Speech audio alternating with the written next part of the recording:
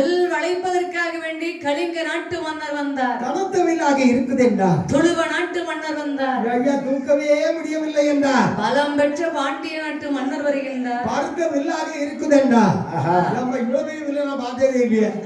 இந்த வில்ல நம்மளால வளைக்க முடியாது. அடே அப்பா, வில்ல வளைக்க முடியல தூக்க முடியலன்னு சொல்லி வந்த மன்னர்கள் திரும்பி போகின்றார்கள். ஆமாமா, அத்தனை பேர்களும் அப்படியே போய் உட்கார்ந்தாச்சு. தானே பார்த்தார் மந்திரி ஒரு ஓரமாக அமர்ந்திருக்கக்கூடிய முனிவர் முகம் பார்த்து சொல்கின்றார். ஐயா முனிவரே, உங்கள் பிறகாலை வந்திருக்கின்றாரே ஒரு இளவர். ஆமையா, இளவரசர் தானே ஐயா? ஐயா இளவரசரே தான். அப்ப வில் வளைக்கிறவங்களே கண்டிப்பா கண்டிப்பா அப்படின்னு சொல்லி மகாபலிவர் தாடி அப்படி கிளறி விடுறாரு. சரி, ராமனுக்கு அப்படி அவர் சிக்னல் கொடுக்கிறார். ஆமா, சிக்னல் கொடுத்த உடனே ராமன் பார்க்கிறார். குருதேவருக்கு சம்மதம் கிடைச்சது. கண்டிப்பா கண்டிப்பா குரு வார்த்தை மதிப்பு கொடுக்க வேண்டும். ஆமாய்யா, அப்படியானால் வில் வளைப்பதற்கு நமக்கு சம்மதம் கிடைத்து விட்டது. வில் வளைக்க வேண்டும் என்று சொல்லி வில்லின் அருகாமையில் வருகின்றார். ஆமாம்மா, வில்லின் கடலை கண்ணிற்கு தெரியவில்லை. குனிந்து எடுத்தோமையானால் குவலையொத்தர் வசை பேசுவார்கள். கண்டிப்பாக இடதுகால் பெருவலை கொண்டு வில்லின் கடலை அமிழ்த்தி கொண்டிருந்தால் மறு கடலை உயர்ந்தது. இடது கையால் வில் பிடித்தார். வலது கையால் நான் மாட்டி சபையரின் முகம் பார்த்து சொல்கின்றார். ஓய் சபையோர்களே, இதே சமயத்தில் இந்த வில்லை நானே இவ்வில்லை வளைப்பேன்.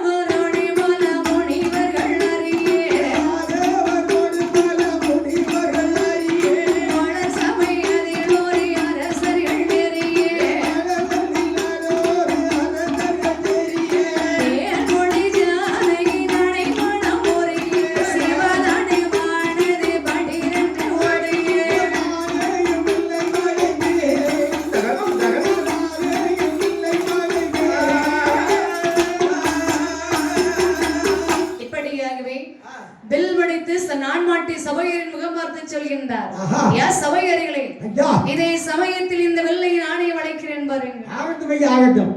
சீக்கிரம் வளைச்சிருக்கீங்க. ஆமா ஐயா, கல்யாணம் முடியணும், நாங்க சாப்பிடணும். தின்னி பண்ணாரு. அதானே திங்கிரியில பிரியா இருப்பாங்களா? டைம் ஆயிட்டு அங்க என்ன சாப்பாடு ரெடியா வளையா? ரெடியா ஆகிடுவோம்ல. இப்படியாகவே வில்லை வளைக்க வேண்டும் என்று சொல்லி துணிகின்ற போது அங்க சீதா தேவி அம்மா அங்க ஏற்கனவே அங்க பாரதா தேவி நாடிதவம் இருக்கிறாங்க. நான் அன்று தேவதிகளை பார்த்தனே ஆடவரை, என்னுடைய சுயவர மண்டபத்திற்கு வர வேண்டும், என்னுடைய வில்லை அவர்தான் வளைக்க வேண்டும், அவர்தான் வடிக்க வேண்டும், நானே அவரை திருமணம் முடிக்க வேண்டும் என்று அம்மா பார்வதியை நாடி தவம் மறுத்தோடு இருக்கிறாங்க. அப்படி இருக்கின்ற போதே இங்கே ஸ்ரீராமன் வில் வளைக்கின்ற போது ஸ்ரீராமனுடைய பலத்திற்கும் சீதா தேவியுடைய தவத்திற்கு மாற்றாமல் வில்லானது அண்ட சராசரங்கள் அதிரும்படியாக வளைந்து வடிந்தது. இப்படியாகவே அதிரும்படியாகவே வளைந்து வருகின்றது. பார்த்தார் மந்திரி ஓடோடி ஜனகமன்ன சொல்கின்றார். ஐயா ஜனக மகாராஜா, ஜனக மன்னா, உங்கள் மகளாகிய சீதா தேவியுடன் வந்தவில்லை, ஒரு இளவரசர் வளைத்து முடித்து விட்டார். ஐயா மகளுக்கு அப்போ கண்டிப்பா கல்யாணம் முடிஞ்சிடும். அப்பா மந்திரி, என்ன உடனடியாக வா, எங்க வந்து பார்த்து வருவோம். சரி என்று மந்திரி அழைத்து கொண்டு ஓடி வருகிறார். அவையில வந்து பார்த்தா ராமன் சிங்கம் போல நின்று கொண்டிருக்கின்றார். ஐயா வெளில வளைச்சுக்கிறீங்க தானா? ஐயா உங்க பேரு? ஓடோடி வருகின்றார் ஸ்ரீராமன். ஸ்ரீராமன், ரொம்ப அற்புதமா இருக்கு. மருமகனே ஸ்ரீராமச்சந்திர பிரபு. ஐயா மாமா வாங்க. நீங்கள் தான் என் மகளாகிய சீதா தேவியுடன் வந்த வில்லை வளைத்தவரா? ஆமாமா. என் மகளை இப்பொழுதே திருமணம் செய்து சொல்லுங்கள். ஐயோ மாமா கொஞ்சம் அவசரம் பண்ணாங்க. ஆமா, ஆத்திரக்காரன் புத்தி கட்ட. அதானே எதை இருந்தாலும் எடுத்து கவுந்தாலும் வேலை செய்யக்கூடாது. அதானே, அதாவது சரி உங்கள் மகளை நான் கண்டிப்பாக திருமணம் செய்து கொள்ளுவேன். ஆமா, ஆனால் என்ன, இப்பொழுது உங்கள் மகளாகிய சீதாவை திருமணம் முடித்து சென்றனையானால் தனித்து திருமணம் முடித்ததையானால் காந்தர்வ திருமணம் ஆகிவிடும். கண்டிப்பா கண்டிப்பா. அதனால என்னுடைய தந்தை தாய் தந்தையர்கள் மூவர் வர வேண்டும். சதுரங்க குல பூர்வ படை வீரர்கள் அத்தனை பேர்கள் வர வேண்டும். தம்பிமார்கள் வர வேண்டும், மந்திரிமார்கள் வர வேண்டும், என்னுடைய நாட்டில் இருக்க அத்தனை மக்கள் வர வேண்டும்.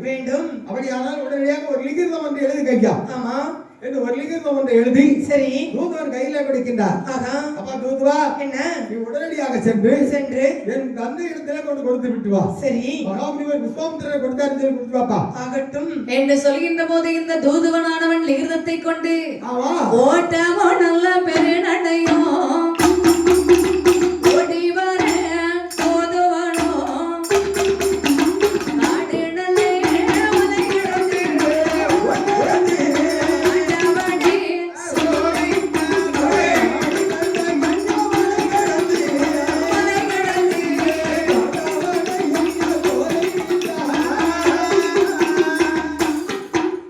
இப்படியாக அரே லிகிதத்தை கொண்டு தூதுவன் ஓட்டமும் வரும் நடையுமாக ஓடோடி வருகின்றார். ஆமாம்மா. கொண்டு வருகின்றார் அயோத்திமா நகர் நோக்கி. சபா அப்படி வந்து கொண்டிருக்கின்ற போது அரே அங்கே தசரத மன்னன் புலம்பிக் கொண்டிருக்கின்றார் மகன மனதில் நினைச்சு. ஆமா ஏன்னா போய் நாட்கள் ஆகிவிட்டது. ஆமா என்ன நடந்திருக்கும் என்று தெரியவில்லை. ஏன் மந்திரி மகாராஜா ஒரு வாரம் 7 நாளைக்குள்ளாக அழைத்துக் கொண்டு விடுவதாக அழைத்து சென்றாரே அந்த விஸ்வாமித்திர முனிவரானவர். ஆமையா என் பிள்ளைகளை என்னதான் பண்ணாரும் தெரியவில்லை. ஆஹா இன்னும் என்னுடைய பிள்ளைகளை அழைத்து வரை காணோமே. அப்படியானால் ஒரு சமயம் அந்த கொடிய பாதகியாகிய தாடகை தான் கொன்றாளோ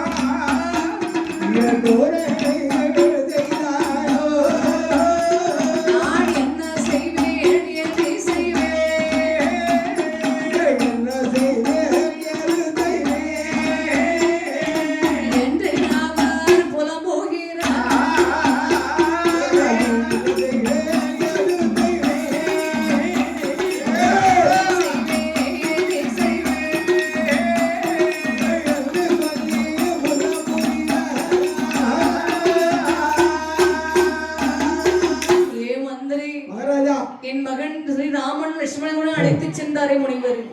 இன்னும் திருப்பி மீட்டு கொண்டு வரவில்லையப்பா. ஒரு சமயம் அந்த கொடிய பாதகியை தாடகை தான் கொன்றாளோ. தாமோதரன் என் மகனை என்ன செய்தார் என்று தெரியவில்லையே. நீங்கள் கவலைப்பட வேண்டாம் மகாராஜா. இப்படி இவர்கள் பேசிக்கொண்டு இருக்கின்ற போது அங்கே லோட்டமும் நடையுமாக ஓடி வந்த இந்த தூதுவன் லிகிர்தத்தை கொண்டு அங்கே மன்னன் கையில கொடுக்கின்றார். அரசே என்னப்பா இதோ அப்படிங்க லிகிர்தம். கொடுங்கப்பா கொடுங்கப்பா. அந்த லிகிர்தத்தை கையில வாங்கினாரு. சரி அவன் மந்திரிகிட்ட சொல்றாரு, மந்திரி என்ன இந்த லிகிர்தத்தை என்னன்னு பாரு என்று மந்திரிகிட்ட கொடுக்கிறார். சரி மந்திரி சொல்றாரு, என்னய்யா மகாராஜா அண்ணா 4 மூலைக்கு மஞ்சள் தடவை இருக்கிறது. சரி அப்படினா அப்படியானால் எவனுக்கும் சடங்கு நடப்போகுது. புனித விழா சடங்கு ஆம்பளைங்களுக்கு சடங்கு வைப்பாங்களோ? மாமன் சடங்கு வைப்பாங்கல்ல ஐயா. ஓ தாய் மாமன் சடங்கு. ஆமா ஆமா அதான் சொல்ல வந்தேன். மகாராஜா அண்ணா அவன் கிழிச்சு படிச்சிருக்கா? கிழிச்சு படிக்கணும். ஆமா மொத்தத்துல கிழித்து கிழிச்சிடாத. இல்ல லிகிர்தத்தை அப்படி ஓரமா கிழிச்சிட்டு ஓரமா கிழிச்சு உலருக்கு லிகிர்தத்தை மட்டும் மாடி ஆகட்டும் ஆகட்டும் படிப்பா என்று சொல்லி மந்திரி படிக்கிறான். ஸ்ரீ ஸ்ரீ ஸ்ரீ ஸ்ரீ ராம மேல படி. மேல படிக்கவா? ஆமா மேல படிக்க. மகாராஜா ஆ ஐயன் துணை. கீழே படிப்பா. கீழே படிக்கவா? இதனால் தெரிவிக்கப்படுவது என்ன வந்தா, அதாவது சரி விஸ்வாமித்திரோடு சென்று சரி மகாமுனிவன் வேண்டிய காத்து சரி நாடகை கொன்று நம்பிக்கு பாசுவத அஸ்திரத்தை கொடுத்து அகலிகை மோட்சம் பெற்று ஜானகியாகப்பட்ட ஜானகியுடைய வில்லை வளைத்து அவளை திருமணம் செய்வதற்கு பெரியவர்கள் முன்னிலையில் நிச்சயத்திற்கு இருக்கின்றார்கள். ஆகையினால் இதை சமயமே மகனுடைய மனம் பார்க்க மகாராஜா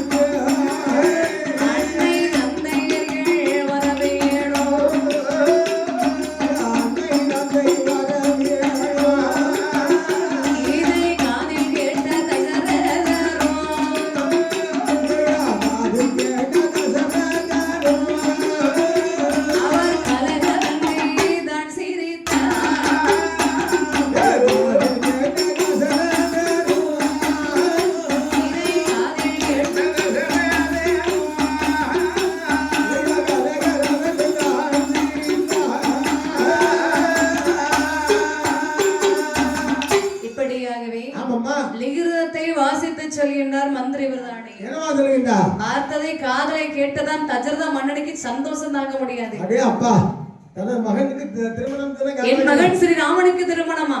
என் மந்திரி மகனா? என் மகனுக்கு திருமணமா? ஆஹா. பெண்ணை கோசலை கைகேசி சுமத்திரை சீக்கிரம் எழுந்திருந்து வாங்கம்மா. மகன் ஸ்ரீராமனுக்கு திருமண ஏற்பாடு செய்திருக்காங்க. சரி அப்படியா? ராமனுக்கு திருமண ஏற்பாடு செய்தாச்சா? ஆமா. ஐயா அப்போ வந்து கிளம்பி வரோம். என்ன கிளம்பணும்? எல்லாரும் புறப்படுங்க.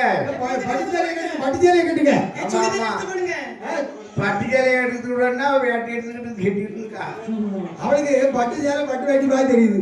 ஆஹா. பட்டு வேட்டி எடுத்தவொடனே சேலைன்னு நினைச்சிட்டான்.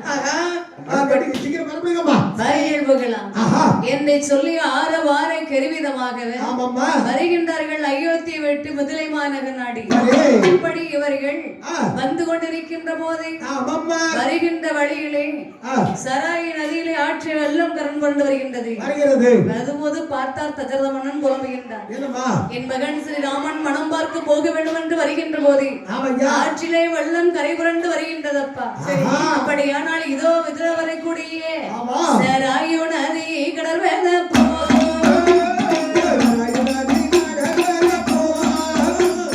சாமி மனோ பார்ப்பது போ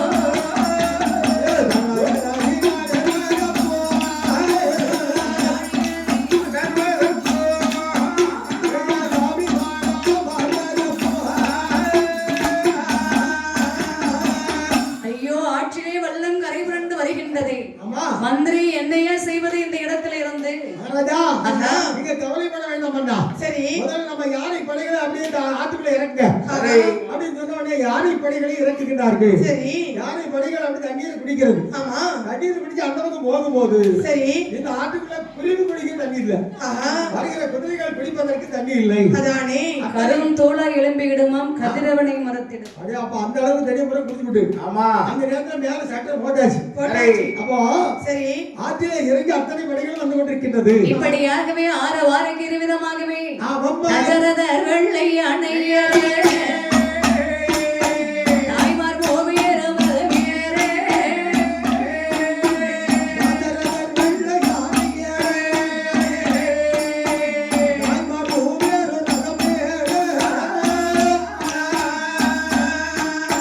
பரதன் சகரை கணீர் வேலோ பஞ்ச கல்யாணி முரளியரே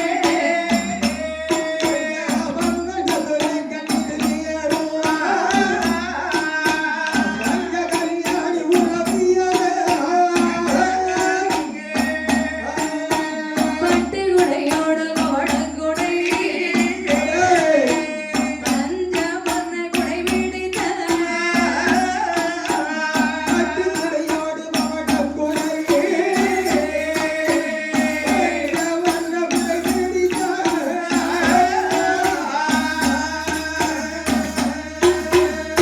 இப்படியாகவே தசரதர் வெள்ளை யானை ஏற தாய்மார்கள் மூவர்களும் ரதம் ஏற பரதன் சத்துருக்கன் குலகுரு படை வீரர்கள் யாவர்களுமாக ஆரவார கருவிதமாக வந்து கொண்டிருக்கின்றார்கள் மிதிலை மாநகர் நோக்கி. அப்படி இவர்கள் மிதிலை மாநகர் நாடி வந்து கொண்டிருக்கின்ற போதே பேரிகை சத்தத்தை காதலை கேட்டார் மிதிலை வேந்தனாகிய ஜனக மன்னன். ஓடோடி வருகின்றார் மருமகன் ஸ்ரீராமச்சந்திர பிரபு. என் மகளாகிய சீதாவை உங்களுக்கு திருமணம் செய்து கொடுப்பதை அறிந்து எவனோ ஒரு மாற்றான் படை திரட்டி வருகின்றான் ஐயா. இப்பொழுது என் மகளாகிய சீதாவை திருமணம் செய்து அழைத்து செல்லுங்கள். நான் மருமகன் நான் இருக்கும்போது உங்களுக்கு என்ன கவலை? இரவமே பார்த்து வருகின்றேன் என்று ஸ்ரீராமன் வார்த்தை